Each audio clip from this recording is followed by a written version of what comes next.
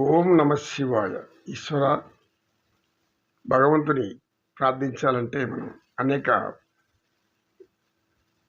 స్తోత్రాలు మనకు గ్రంథాల చెప్పబడి ఉన్నాయి శాస్త్రాల్లో.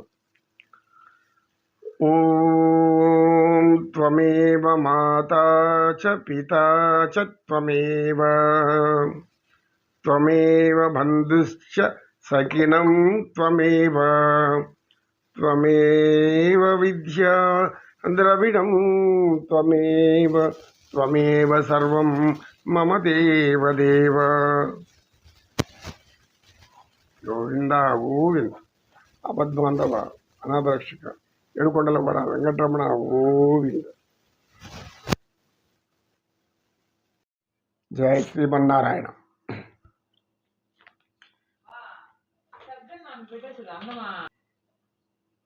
గొల్లెతలు చల్లలు కొలగుని చిలుకగా వెళ్ళి విరియాయి విష్ణు కథ ఎల్లిది శ్రీ వెంకటేశ్వరునామము వెళ్ళి గులిపెని విష్ణు కథ వినరో భాగ్యం విష్ణు కథ విష్ణు కథ.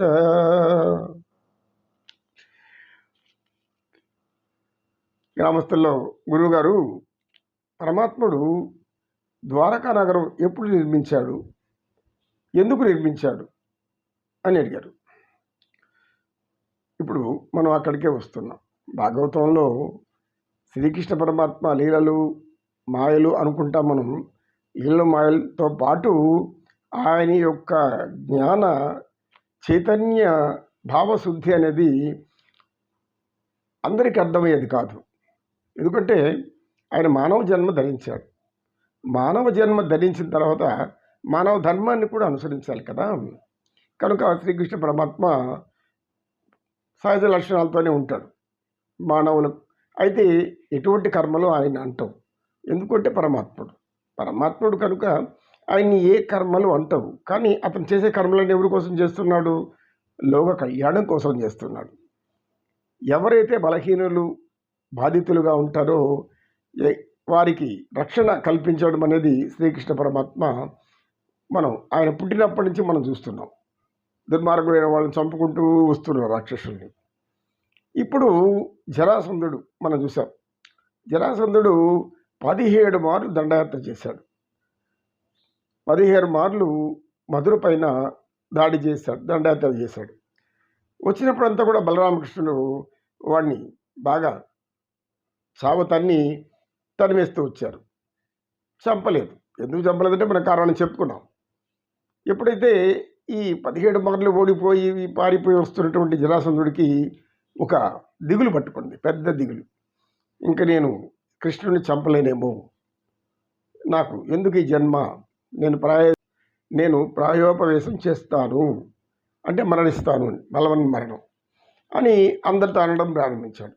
అయితే జరాసంధుడికి అనేక రాక్షసుల మిత్రులు ఉన్నారు, అనేక మంది మిత్రులు ఉన్నారు. ఈ రాక్షస మిత్రులంతా వచ్చారు ఆయన దగ్గరికి. జరాసంధ, నీలాంటి మహావీరుడు, ధీరుడు, బలసంపన్నుడు, 1000 ఏనుగుల బలం కలిగిన వాడు, సింహస్వరూపుడు, నువ్వు ఇలా దిగులు పడతావని మేము అనుకోలేదు. ఇలా దిగులు పడి వైరాగ్యానికి వెళ్తావని అనుకోలేదు. 17 మార్లు దండెత్తావు, దండయాత్ర చేశావు, కానీ పరమాత్మని ఏమి చేయలేకపోయావు అనుకుంటున్నావు శ్రీకృష్ణుని. కానీ అందరినీ కలుపుకున్నావు అనుకో, అప్పుడు నీకు బలం రెట్టింపు అవుతుంది అన్నాడు. అయితే జరాసంధుడు వెంటనే ఆలోచించడం ప్రారంభించాడు. ఇలా ఏ విధంగా నారదుడు ఒకరోజు వచ్చాడు. అంటే నారద మహామణి పాత్ర మనం చూస్తున్నామంటే ఆయన తంటాలు పొలాలు పెట్టడం, ఆయన ఆనందించడం అనేక మంది మనకు తెలిసిన విషయం. ఎందుకంటే వీళ్ళ దగ్గర వాళ్ళ దగ్గర లేని వాళ్ళ మాటలు వీళ్ళకి వాళ్ళకి చెప్పి అనేక విధాలుగా లోక కళ్యాణానికి ఉపయోగపడుతుండడం అది సహజంగా అందరికీ అర్థం కాదు. కనుక నారదుడు ఈసారి అదే మెల్లగా వచ్చి కాలయవ్వనుడు అనేటువంటి ఒక భయంకరమైన రాక్షసుడు ఉన్నాడు. వాడి దగ్గరికి వచ్చాడు. వాడు కూడా మధురకు కొంచెం దూర ప్రాంతంలో ఒక రాజ్యాన్ని పరిపాలిస్తున్నాడు. రాక్షస రాజ్యం. వాడిది కూడా రాక్షస పరిపాలనే. ఏ విధంగా కంసుడు, జరాసంధుడు లాంటి వాళ్ళు వీడు అంతే. అది వాడి చెవిలో వేశాడు. కాలేవన, నీవు మహాబల పరాక్రముడు, సామాన్యుడు కాదు, అది ధీరుడవు, బలపరాక్రమములు కలిగిన వాడవు. నీ బల పరాక్రమములు నీ తోటి జరాసంధునికి సహాయం చేయకపోతే బాగుండు కదా. అప్పుడు కానీ శ్రీకృష్ణుడు మీకు సులభంగా లొంగిపోడు, మీరు అనుకుని సాధిస్తారని చెప్పన్నాడు. అయితే నాతో ఆ మాట అనగానే జరాసంధుడికి 1000 ఏనుగుల బలం వచ్చినట్టు అయ్యింది. కాలయవనుడు అప్పుడే మనసులో ఒక అభిప్రాయాన్ని ఏర్పరచుకున్నాడు. ఎలాగైనా మధుర మీద దాడి చేయాలి, చేసి శ్రీకృష్ణ పరమాత్మను చంపాలి, బలరామకృష్ణులను చంపాలి అని నిర్ణయానికి వచ్చాడు. వచ్చిన తర్వాత జరాసంధుడితో చెప్పాడు, జరాసంధ, నువ్వు అటువైపు నుంచి సైన్యం తీసుకురా, నేను ఇటువైపు నుంచి దాదాపు 2 లక్షల మ్లేచ్చులు అంటే రాక్షసులని, దుర్మార్గులని, నిశాచరులు అంటే రాత్రి